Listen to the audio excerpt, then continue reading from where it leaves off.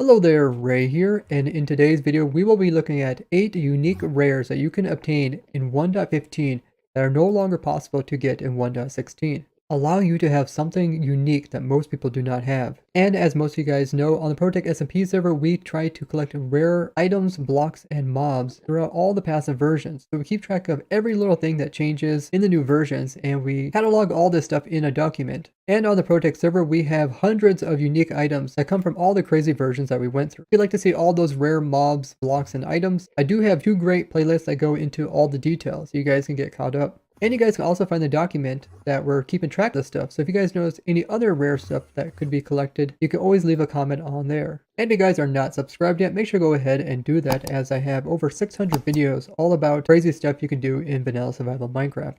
Now the first one we're going to take a look at is changes that made to Redstone. 1.16, they try to make Redstone a little bit easier for new people to understand. So if someone's seen like Redstone pointing into an object, people can kind of guess that the power is being pointed into this object here and not being pointing into like this lantern. And because of these changes, some things are no longer possible in survival. Now these changes will make it easier for new people to understand Redstone, but this will actually alter how Redstone devices work, especially in compact Redstone. Stuff will now be powered differently. So this is what everything looks like in 1.15. And let's go ahead and update this world to 1.16. So now we're here in 1.16 with all the new blocks, and we can see that some changes have been made. Our redstone dot automatically turned into a cross. You cannot actually keep that as a rare block. Nothing changed about this display here either. Actually, nothing changed about this display, except this block here is now currently budded. So if I would update this, you can see it goes back to the way the game thinks it should be now. In the past, the gate being closed was normal, but now the normal is the gate being opened in this situation. So the gate was actually budded, and as soon as I placed a block beside it, you can see it updated it, making it be open. Same thing for this block here. Now with this new changes, this block should not be powered, so if you update it, it will turn off. Same goes for this lamp right here. These are now powered, so if I update it, you can see it checks and sees it should be powered, so it turns back on again. And this lamp here also has changed, so now this one is technically not powered, so if you update it, it'll turn off as well. So what does this mean for if you're trying to collect some rare blocks? It means that you should go ahead and make these different cases. Something like a gate here, which you can open and close manually. Put in something that players can't really alter or bud. So something like a trapdoor, you can see now it is in the unpowered state. And the next version, this one would actually be powered. The dots will automatically convert over, but all of these here, these 4, can all be saved as budded blocks in the new version. So they are now a type of rare block. The next one we're going to take a look at is items that can be put into the enchanting table, and the glitch items you can actually get using this. The way that works is you need an item that can stack beyond 1. It has an NBT tag, meaning that it contains extra data. So if we press F3 plus H, we can get this extra information about these arrows. We can see all these arrows are all actually called Minecraft tipped arrow. Since they all share the same name, the only difference between them is their NBT tag. And NBT stands for named binary tag. This allows the game to tell the difference between all these arrows, even though they use the same name. You can even see underneath it says NBT 1 tag. So there's one tag that goes into more information about how this arrow is different from this arrow. And if we go ahead and take some item like this and we shift click it into the enchanting table will actually remove the NBT tag from the item. And now we're left with just a tipped arrow which has no NBT tag, which name is uncraftable tipped arrow. This is something you normally can't get in survival. And if you even look in the creative menu, you will not actually find any of these arrows here. And you can pretty much do this with whatever type of tip arrows you have, and you can do this in survival.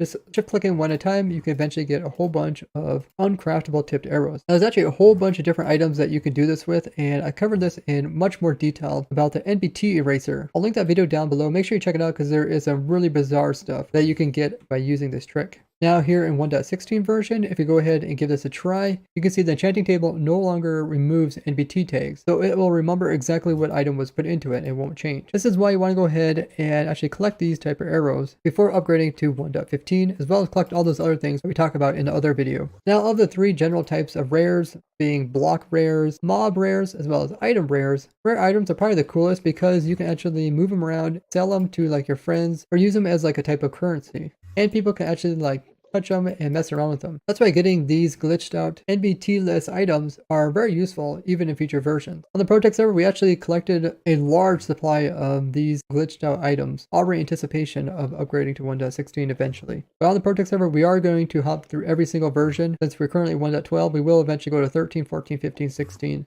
and collect rares along the entire way. Next one we take a look at is one that has to do with walls as well as iron bars and pane. In version 1.15, which is the one we're in right now, you can see that iron bars don't connect to like fences or iron bars or panes. They're all completely separate, and you have these little gaps you can use to go in between. But in 1.16, which is the version we're in right now, you can see that I have the exact same setup, except these are actually butted. So if I would place some blocks beside like this one here, you can see this block got an update, and therefore it rechecked to see if it should connect to the ones beside it. And since in 1.16 they do connect, the wall connected to the iron bar, it also connected to another wall as well as this glass pane. That's a change that they made in this version. Now glass panes as well as iron bars will automatically connect to walls. You can do some pretty cool looking stuff with it, but it does mean that you no longer have that cool ability of like placing stuff in between iron bar and a wall, which had a very unique hitbox, allowed us to do some pretty cool stuff like my villager breeder, where the villagers would be able to breed and produce babies, and the babies would slip between the holes. Now, it's still possible to do that kind of stuff, you just can't do it this way. So if you want to collect these rare blocks, you could just place in some glass panes beside a wall,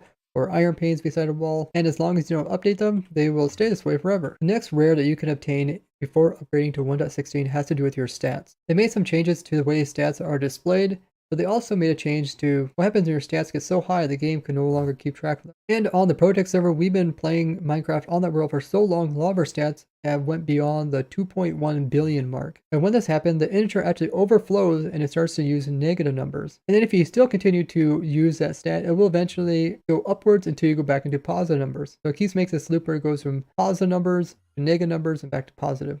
Now this has changed in 1.16. Now if your stats go up to the 2.1 billion mark, which is the limit for the game, it will now just get stuck at that very high number, and it won't continue to go up, and it won't go all the way back down into negative. Because of this change, it's actually possible to keep your stats always in the negative if you do it before updating to 1.16. Now I did a video on Protect covering how I did this on there, and I will be doing another video going into more detail about how you can get other stats up quite high. Make sure you guys are subscribed and click the bell button, that way you guys get notification of when that video goes live. Now this one is definitely harder to get before updating to 1.16, but there are some tricks you can do to make it a lot easier. And for those who play in the same world, this is definitely a way to show off to your friends. The next one on our list that we'll be taking a look at is another one to do with walls. This is a different change which has to do with how the game changes the shape of the wall depending on what's above it versus what's below it. In this version you can see if I place a block above it, the wall will make an extra post here to kind of support that block. If I remove it, there will be no post there. But the wall below it is supporting this wall, so therefore there is a post. Now this changed in 1.16. Let's go to that world.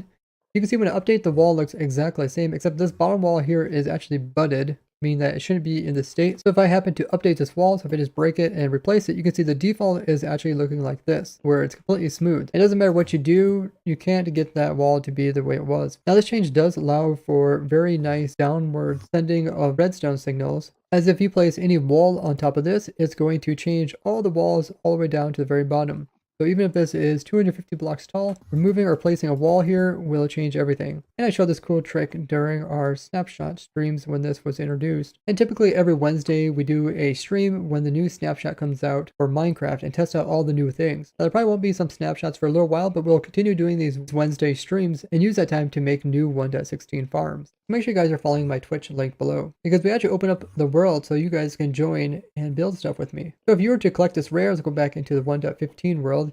You just want to make a little setup just like this, and just make sure not to update this bottom one. And if your friends don't believe you, you can always have like a little setup like this, where there's one that they can modify, and even challenge them to try to make the same kind of wall that you have that is glitched out from 1.15. The next one we're going to take a look at is Enderman and what they're able to pick up. Now because of the 1.16 update, which is another update, they added in the Warped Forest, which is a biome that a lot of Endermen can spawn in. But because this Warped Forest also had a lot of netherrack in it, Endermen were just completely griefing the biome. It made it look really awful. Because of this, they went ahead and changed it so Enderman can no longer pick up netherrack, meaning that if you get an Enderman that picks up netherrack, it is now considered a rare mob. And another change that they made in 1.16 is they will no longer despawn once they pick up a block. Otherwise, they could go ahead and steal blocks and then despawn. Eventually, you wouldn't have any blocks around. This actually happened on Protosky, where we had a single grass block they were trying to save.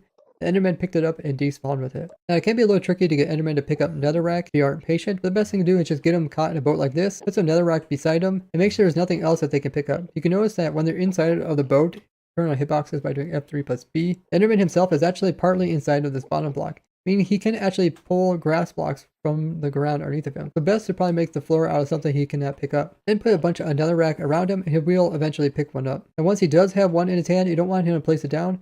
But make sure to fill in the area around him with something that he can't place the block on top of. So I just place a bunch of string around here. That way he's never able to get rid of the netherrack block. If you do happen to have an open area like I had right here, this guy was able to place his block there. Make sure you keep everything covered. You also want to protect him from the rain, so place blocks above him so that he doesn't get rained on, because they do take damage from it and would eventually die. Now rare mobs are probably the most fun thing to collect in Minecraft. They're like collecting a normal mob, but they're rare, so they even have more things going for them. The next discontinue thing from 1.15 is getting Bad Omen level 6. This is actually possible in vanilla survival, but was never intended to be this way. You're only supposed to get up to level 5, but by killing a bunch of villagers that have the banners on them, you can actually get up to level 6. Now this type of rare is not easy to obtain, as there is a limited number on how long this bad omen effect will stay on your player. This type of rare doesn't fall into the common rare categories being block, item, and mob. So even though this one is worth mentioning, it isn't actually something you could keep for a long period of time. Next one is pretty cool, which is getting Endermen to pick up grass blocks which come from a snowy biome. So in 1.15, if there's like a grass block and there is a snow layer on top of it,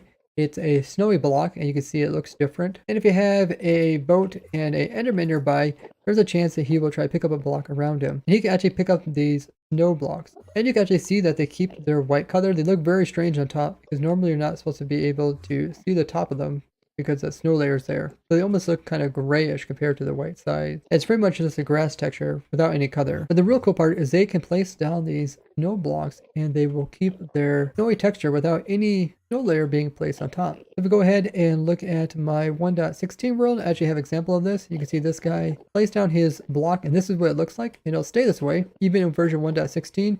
You won't have to worry about it updating. As long as you don't kill the grass that is there, it will continue to look this way. And this is under the rare block category, or it could be underneath of the rare mob category if you have one holding it. It does look very strange and it will definitely catch the eyes of your friends. We do want to protect it so that Endermen don't pick it up again, so it's probably best to place some like string around it. Just be careful not to place anything above it, otherwise it will kill the snowy texture on it. Or just put it in some spot that's far away from Endermen so they can't take it.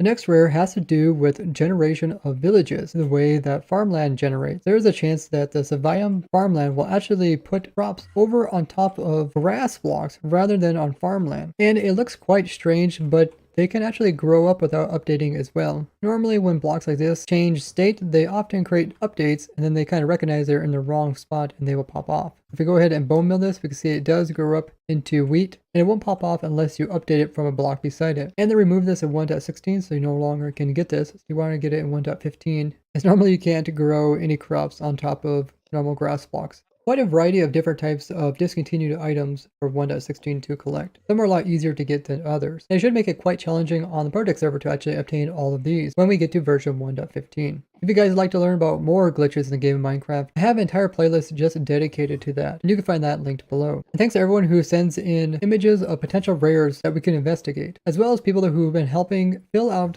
the document for all rares in every single version. You can also find that linked below. And make sure if you guys know of any potential rares throughout any of the versions, make sure to put them on that document. And I would love to hear which one of these rares was your favorite. As always, don't forget to share this video with your favorite Minecrafter. Click and go out and collect these rares before updating to 1.16. As well as leave a like on the video. I'd like to thank you guys for watching. I'll see you guys in the next one. Bye bye!